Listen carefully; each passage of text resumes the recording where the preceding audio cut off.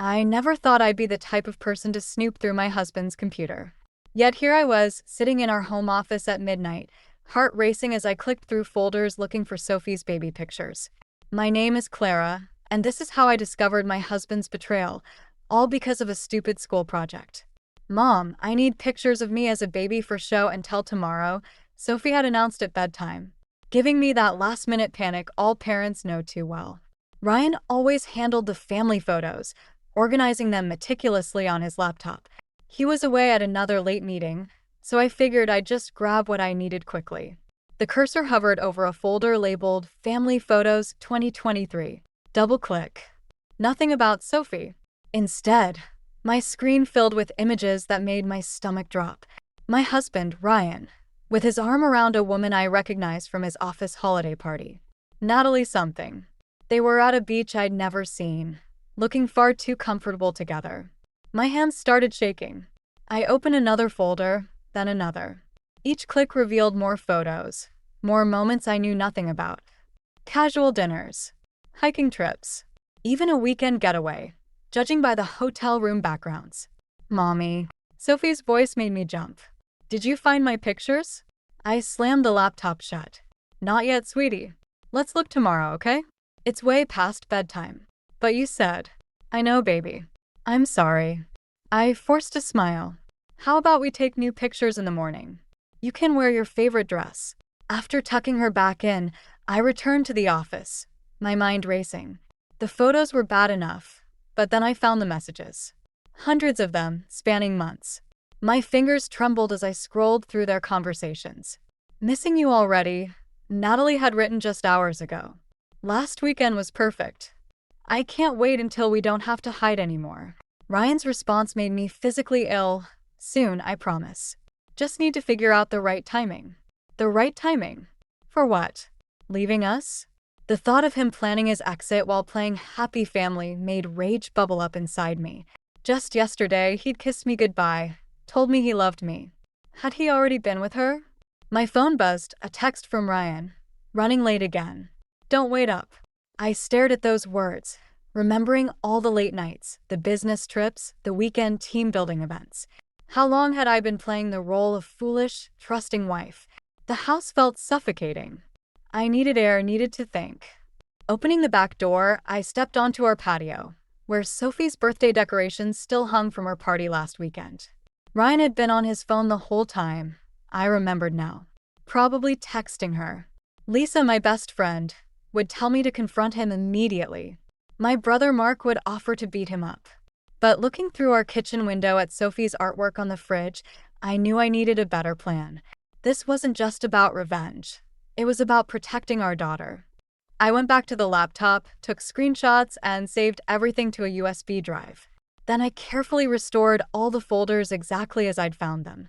Ryan was always so organized, so careful. He'd taught me that attention to detail matters in everything you do. Well, he was right about that. Tomorrow, I'd act normal. Kiss him goodbye, pack Sophie's lunch, work on my graphic design projects. But behind that routine, I'd be planning. Because Ryan wasn't the only one who could keep secrets. My phone buzzed again. Love you. See you in the morning. I typed back, love you too. And for the first time in our marriage, I lied. Lisa nearly choked on her coffee when I showed her the photos. We were sitting in her office during her lunch break, and I just dumped everything I'd found on her desk. That absolute piece of. She caught herself, remembering we were in her professional space. Clara, honey, how are you holding it together? I fidgeted with my wedding ring, a habit I'd developed over the past sleepless week. Sophie, I have to keep it together for her. But Lisa, there's more. I pulled out my phone and showed her the text I'd received that morning. Ryan wanted to take Sophie on a weekend trip to his parents' lake house, just the two of them. He'd never done that before. He's testing the waters, Lisa said, her therapist voice creeping in. Seeing how Sophie handles being alone with him for extended periods. My stomach churned. You think he's planning to fight for custody? I think you need a lawyer. Lisa reached for her desk drawer and pulled out a business card. Margaret Chin. She handled my sister's divorce. She's expensive, but she's worth every penny. I haven't even confronted him yet, I said, but took the card anyway. Exactly. And you shouldn't. Not until you're ready. Lisa leaned forward. Clara, I've seen this before. Men like Ryan, they're planners. They don't leave anything to chance. He's been documenting everything, organizing those photos meticulously. You need to be just as prepared. The office suddenly felt too small. Through the window, I could see people going about their normal lives, wondering how many of them were hiding similar secrets. There's something else, I admitted. Yesterday, I saw a notification pop up on his phone. He's viewing properties in the city. 3-bedroom apartments. Lisa's expression darkened. Near Natalie's office? I nodded, fighting back tears. 10 minutes away. Okay, here's what we're going to do. Lisa grabbed a legal pad. First, you're going to let him take Sophie this weekend. What? No. Yes. Because while they're gone, we're going to do some digging. Bank statements, credit card bills, everything. You need to know exactly what you're dealing with. My phone buzzed, a text from Ryan. Made dinner reservations for tonight. That new Italian place you wanted to try. Just us. Lisa read the message over my shoulder. He's love-bombing you. Classic move when they're feeling guilty or planning something. Or maybe he's having second thoughts? The hope in my voice sounded pathetic even to me. Clara. Lisa's tone was gentle but firm. Remember the beach photos? That wasn't a one-time thing. That was a vacation. Planned, booked, executed. While you were home with Sophie, probably thinking he was at another sales conference. She was right. I thought about all the times I'd defended Ryan to friends who questioned his late nights. All the times I'd praised him for being such a devoted father and husband. I feel so stupid, I whispered. No. Lisa grabbed my hands. You trusted your husband. He's the one who should feel stupid for throwing away a family that loved him. My phone buzzed again. This time it was Sophie's school. She wasn't feeling well and needed to be picked up. Go, Lisa said. But Clara? Don't go to dinner tonight. Tell him Sophie needs you home. Let him sit there alone, checking his watch, wondering. Sometimes the best revenge is simply withdrawing the love they took for granted. As I drove to Sophie's school, my mind raced with possibilities. The lawyer's card seemed to burn in my purse. Part of me wanted to confront Ryan immediately, to scream and throw things. But Lisa was right. I needed to be smarter than that. I texted Ryan, Sophie's sick. Have to cancel dinner. So sorry. His response came quickly. Everything okay? Want me to come home? No need. You enjoy your evening. I wondered if he'd meet Natalie instead. If he'd take her to our reservation. And for the first time since discovering the truth, I felt something besides pain. I felt power.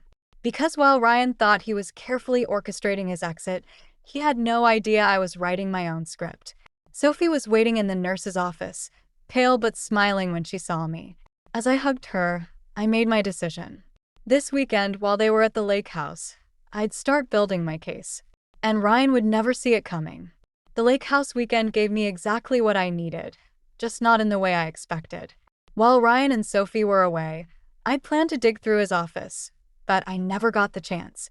Instead, the evidence literally walked through my front door. I was sorting through bank statements when the doorbell rang. Opening it, I found myself face to face with Natalie Brooks. I know who you are, I said, my voice steadier than I felt. She nodded, clutching her designer purse like a shield. Can we talk?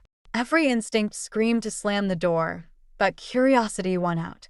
I led her to the kitchen, where Sophie's artwork still covered the fridge. Natalie's eyes lingered on a family drawing, stick figures holding hands, all wearing huge smiles. Coffee, I offered, mostly to fill the silence. I shouldn't be here. She remained standing. But Ryan doesn't know I came, and I thought, you deserve to know everything. My hands gripped the counter. Everything about what? The apartment hunting? The planned custody arrangement? Or just the affair? Her face paled. You know about the apartments? I know enough. I forced myself to meet her eyes. What I don't know is why you're here. Natalie pulled out her phone, hands shaking slightly. Because of this, she showed me an email chain between Ryan and a realtor. The most recent message discussed closing dates and school districts. He said he was leaving you after Sophie's school year ends, she continued. But yesterday, I found out he's been saying the same thing to Jessica in accounting. The room tilted slightly. What? I'm not the only one, Clara. I thought, God, I'm so stupid. I thought I was special. Her laugh was bitter. Turns out I'm just part of his pattern. I sank into a kitchen chair, my mind racing. How many? That I know of? 3, including me. All from different departments. She placed a USB drive on the table. Everything's here. Emails, photos, hotel receipts. Use it however you want.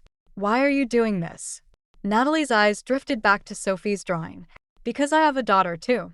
She's 12. And 2 years ago, my ex-husband did exactly what Ryan's doing now. I just wish someone had warned me. The front door opened before I could respond. Ryan's voice called out, Clara? We're home early. Sophie got carsick. Natalie's eyes widened in panic. I grabbed her arm and pushed her toward the back door, whispering, Go. Now. She slipped out just as Ryan entered the kitchen, carrying a pale-looking Sophie. Someone was here, he asked, noticing the 2 coffee mugs on the counter. Lisa stopped by. The lie came easily now. Sophie, sweetie, let's get you to bed. Later that night, after Sophie was asleep and Ryan was in the shower, I plugged in the USB drive. What I found made me physically ill. Not just the evidence of multiple affairs, but emails to his lawyer discussing divorce strategies. Plans to paint me as unstable, workaholic, neglectful. A detailed timeline for leaving that had been in motion for months. My phone buzzed with a text from Natalie. There's one more thing. Check the folder marked Project Phoenix. The company's investigating him for embezzlement. He's been moving money around, preparing to run. I opened the folder with trembling hands. Financial records, offshore accounts, falsified reports, all meticulously documented. Ryan hadn't just been planning to leave us. He was planning to disappear completely, probably with Jessica from accounting, leaving me to deal with the legal fallout. Another text from Natalie, meeting with HR tomorrow at 9 a.m. to turn everything in. Thought you should know. I deleted the message and closed the laptop. Upstairs, the shower was still running. Ryan was humming, the same tune he'd hummed on our wedding day. My hand brushed against Lisa's lawyer's card in my pocket. Tomorrow, Ryan would walk into work thinking he had everything under control. He'd smile at Natalie, flirt with Jessica, and continue building his house of cards. But tonight, I had choices to make. About Sophie. About our future. About whether revenge meant destroying him completely or simply walking away with everything he thought he'd taken from me. The shower stopped. I heard Ryan's familiar footsteps. Hey, he called out. Everything okay down there? I looked at the USB drive in my hand and smiled. Everything's fine. Just finishing up some work. The morning Natalie was supposed to meet with HR, Ryan didn't go to work. Instead, he was sitting at our kitchen table when I came downstairs, still in his pajamas, looking through old family albums. Remember this? He held up a photo from Sophie's 3rd birthday. You made that butterfly cake from scratch. It looked terrible, but Sophie loved it. My phone buzzed in my pocket, probably Natalie wondering where Ryan was. I ignored it. Why are you here, Ryan? He closed the album carefully. I got an interesting email last night.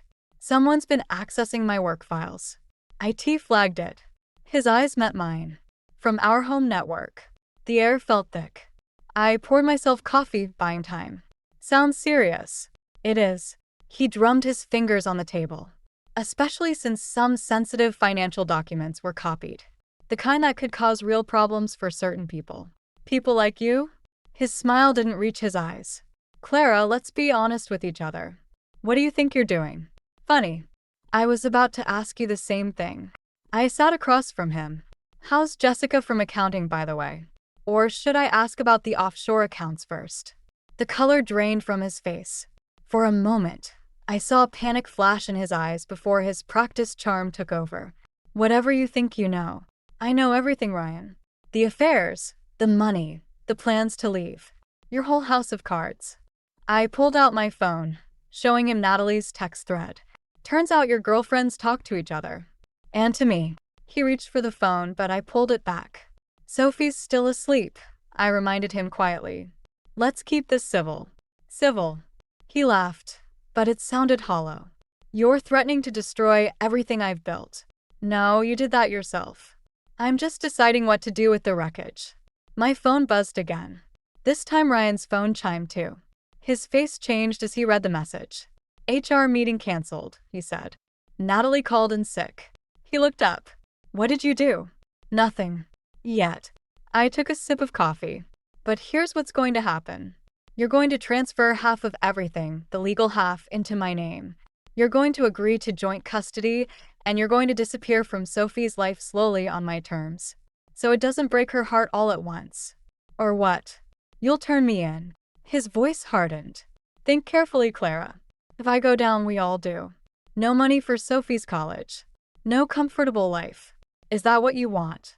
Before I could answer, small footsteps padded down the stairs. Sophie appeared in her unicorn pajamas, rubbing sleep from her eyes. Daddy? You're home. Ryan's face softened instantly as she climbed into his lap. Hey, princess. Just working from home today. Over Sophie's head, our eyes met in a silent standoff. He knew I wouldn't risk Sophie's future. But he'd forgotten something crucial about me, something he'd once loved. I was a graphic designer. I noticed details, like how his laptop password was Sophie's birthday, like how he always backed up everything, including emails he thought were deleted, like how his careful plans left a trail someone creative could follow. Sophie, honey, I said, why don't you show Daddy that new drawing you made? The one about your future. She ran to get it, leaving us alone again. You have until tonight, I said quietly, to decide how this plays out. But remember, I'm not the only one with copies of those files. And Natalie's not the only one who knows where they are. Ryan's jaw clenched. You're bluffing. Maybe. Want to risk finding out. Sophie returned with her drawing, a picture of her future self as a veterinarian. As she explained every detail to Ryan, I watched him hold her, knowing these moments were numbered. Not because I wanted revenge, but because sometimes protecting someone means letting them lose everything else. My phone buzzed one final time. A message from Lisa. Margaret Chen can see you at 2 p.m. Don't tell Ryan. I deleted the message and watched my daughter smile at her father, memorizing the moment before everything changed. My brother Mark's guest room felt like a sanctuary after the chaos at home. Sophie was already asleep, exhausted from what I'd told her was a surprise sleepover at Uncle Mark's. I hadn't planned on leaving tonight, but Ryan's final move forced my hand. He did what? Mark paced his kitchen, hands clenched. Show me again. I pulled up the bank app on my phone. Our joint accounts, completely drained. Every penny transferred out just hours after our confrontation. Classic Ryan, Mark muttered. Always thinking 3 steps ahead. He left exactly enough for 1 month's expenses. I laughed, but it came out more like a sob. Such a thoughtful husband. Mark grabbed 2 beers from the fridge, sliding one across the counter to me. Have you called the lawyer yet? Margaret Chen? Meeting tomorrow at 9. I took a long drink. But that's not even the worst part. I showed him the email I'd received just before fleeing the house. Ryan had copied his company's board of directors, detailing my unauthorized access of company files and threatening legal action. He'd positioned himself as the whistleblower, making me the criminal. Clever bastard, Mark said. He's trying to discredit you before you can use anything against him. A noise from upstairs made us both freeze, but it was just Mark's son Tommy getting water.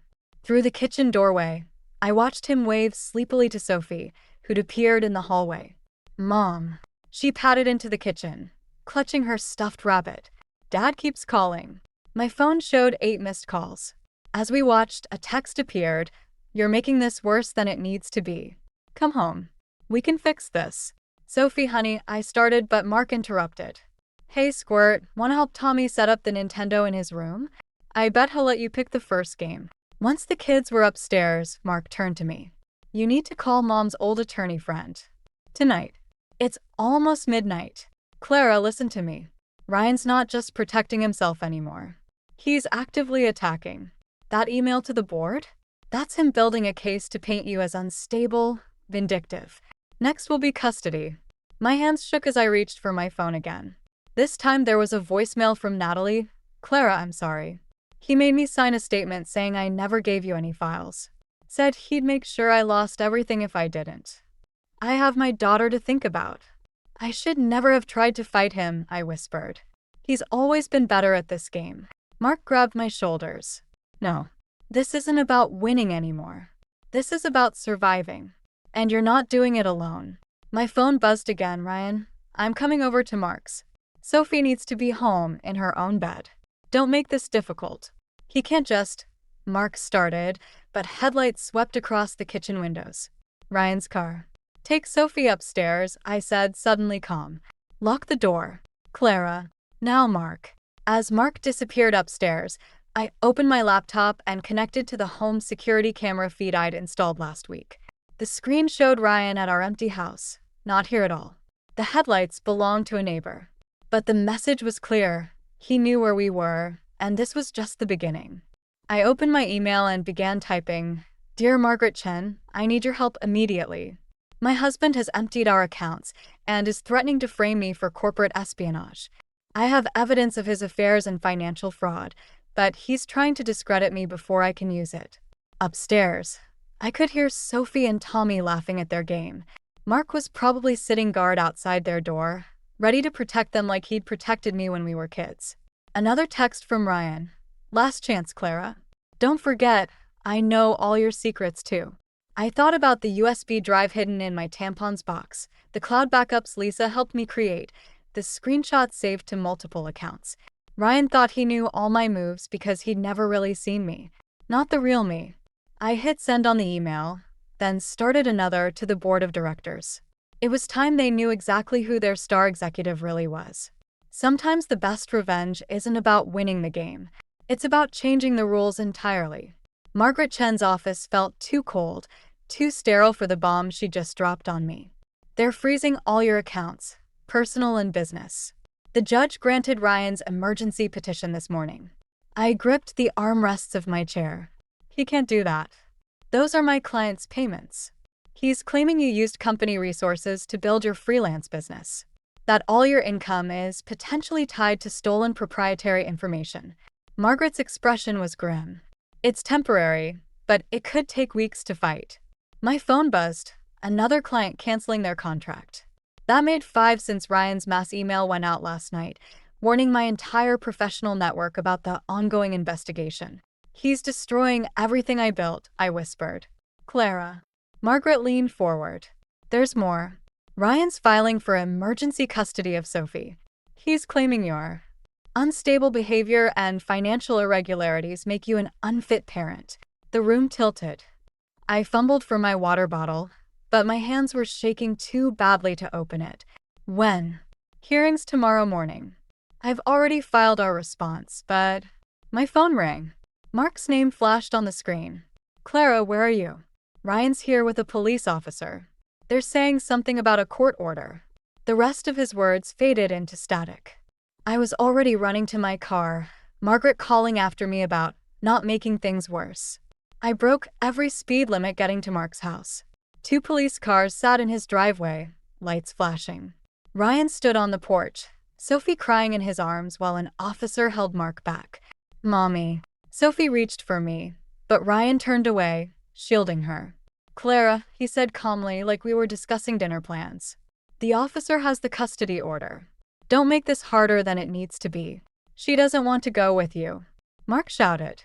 Tell them, Sophie. But Sophie just cried harder, clinging to her father, the only stability in her crumbling world. My fault. All my fault. Mrs. Thompson. One officer stepped forward. We need you to stay back. The court order is clear. 2 minutes, I managed. Please. Just 2 minutes to say goodbye. Ryan hesitated, then nodded. He set Sophie down, and she ran to me. I knelt, pulling her close, breathing in her familiar strawberry shampoo smell. It's just for a little while, baby, I whispered. Like a sleepover at Daddy's. But I want to stay with you and Uncle Mark. Her small fingers clutched my shirt. Why are you crying? Because sometimes grown-ups make mistakes. I wiped my eyes. But I'm going to fix this. I promise. Ryan cleared his throat. Time to go, princess. Sophie's hand slipped from mine. I watched Ryan buckle her into his car, watched them drive away while Mark held me up, because my legs couldn't anymore. He won, I said numbly. He actually won. My phone buzzed again, Lisa this time. Just heard from Natalie. Ryan offered her a promotion and full custody of her daughter in exchange for testifying against you. She's taking the deal.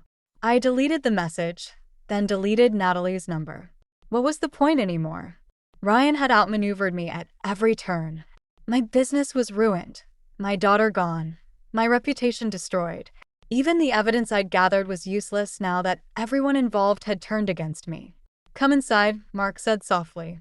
We'll call Margaret, figure out our next move. But I stayed on his driveway, watching the space where Sophie had disappeared, remembering how Ryan used to say I was too trusting, too straightforward. He'd meant it as a compliment then. My phone buzzed one last time, an email from Ryan's company board, due to the serious nature of these allegations. I didn't need to read the rest. They were distancing themselves, protecting the company. Just like Natalie was protecting herself. Just like Ryan had always protected himself. Maybe it was time I learned to do the same. I opened my phone and dialed a number I'd sworn never to use. Ryan's biggest corporate rival. Hello, I said when they answered. I have some information about Thompson Industries you might be interested in. Sometimes when you've lost everything, you stop playing by the rules entirely. The board meeting was already in chaos when I walked in. Ryan stood at the head of the table, his perfect composure finally cracking as he tried to explain the anonymous tip that had triggered a federal investigation into the company's finances. This is a malicious attack, he was saying, obviously orchestrated by. He stopped when he saw me. The room fell silent. Clara, he said carefully, this is a closed meeting. I placed a USB drive on the table. Actually, I was invited by the SEC investigators. The board chairman, Mr. Peterson, cleared his throat. Mrs. Thompson has provided some concerning documentation. We felt it prudent to hear all sides. Ryan's smile didn't waver, but his knuckles whitened against the table. Whatever she's told you is backed up by forensic accounting, I interrupted. Everything's there. The offshore accounts, the manipulated contracts, even that clever little scheme with the shell companies you set up in Sophie's name. That hit home. His face paled. You wouldn't. That would implicate you too. Actually, I pulled out Margaret Chen's carefully prepared documents. I've already signed an immunity deal. Full cooperation in exchange for clearing my name. The investigators were very interested in how you tried to frame me. A murmur went through the board members. Ryan's carefully constructed narrative was unraveling, and he knew it. What do you want? He asked quietly. Sophie. My voice didn't shake. Full custody. No appeals. No more legal games. Sign the papers right now.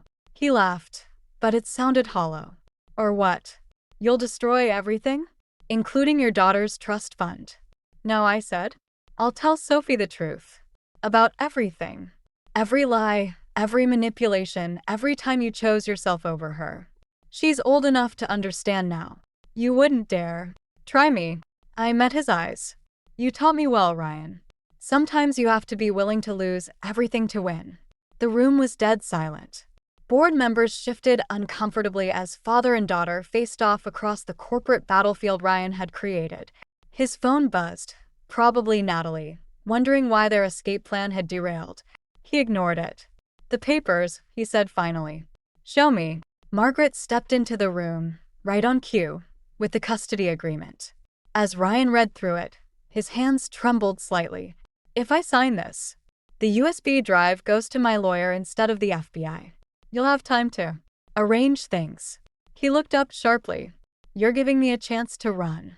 I'm giving Sophie a chance to remember her father as something better than a criminal. The pen hovered over the paper. In that moment, I saw the man I'd married, the one who'd once held our newborn daughter with tears in his eyes, promising to always protect her. She'll hate me anyway, he whispered. No, I said softly.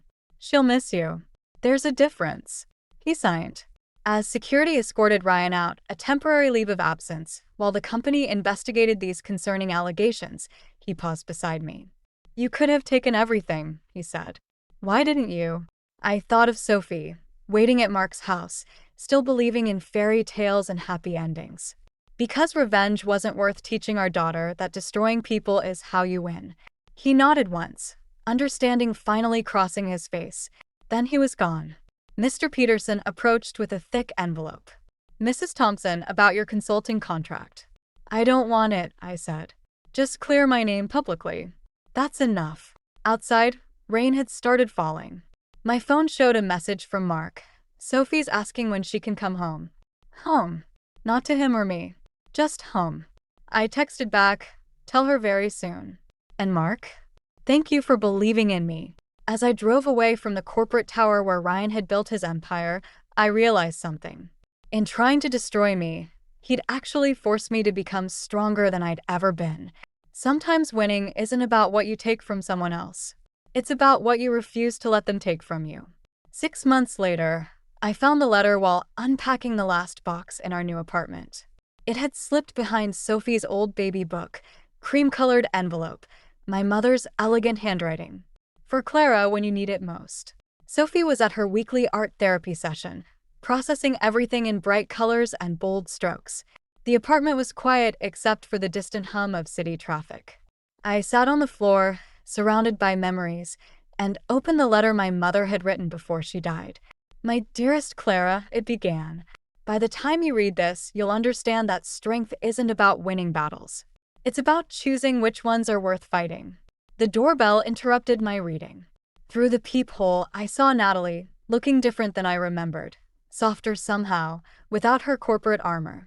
I'm leaving town, she said when I opened the door. Got a job offer in Seattle. I thought you should know Ryan's there. I know.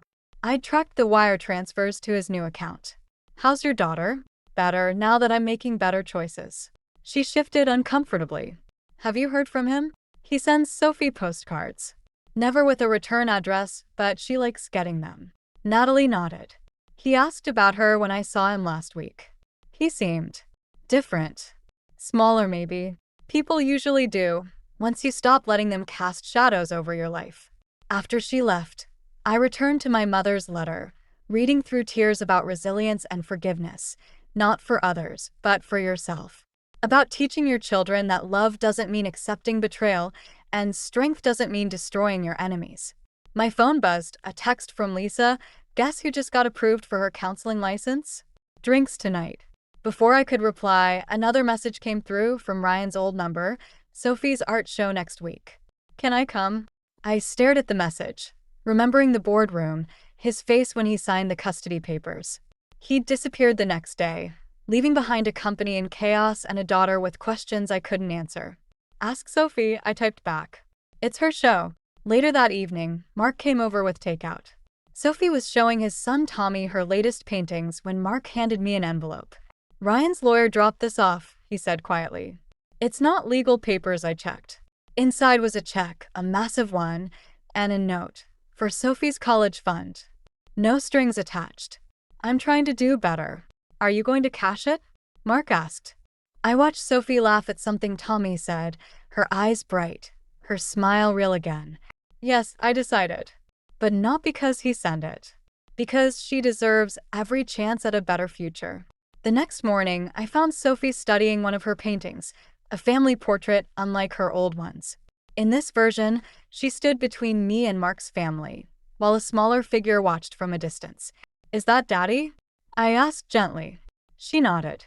Miss Lisa says it's okay to love someone from far away. And it's okay if they need to learn how to love better.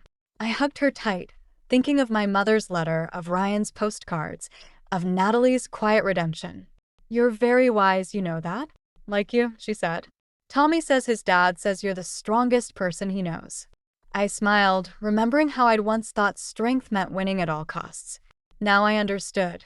It meant having the courage to rebuild, to forgive without forgetting, to love without losing yourself. My phone buzzed again, another client booking. My new design business was growing, built on creativity and determination rather than corporate connections. Life wasn't perfect, but it was ours, shaped by choices made with clarity rather than revenge. Sophie returned to her painting, adding bright colors around all the figures, even the distant one. Everyone needs a little light, she explained. I thought of Ryan, somewhere in Seattle, sending postcards to a daughter he was finally learning to love unselfishly. Of Natalie, seeking her own fresh start. Of my mother's letter, still waiting to be finished. Sometimes the happiest endings aren't about getting everything you thought you wanted. They're about discovering what you actually need and having the courage to build it yourself, one bright color at a time.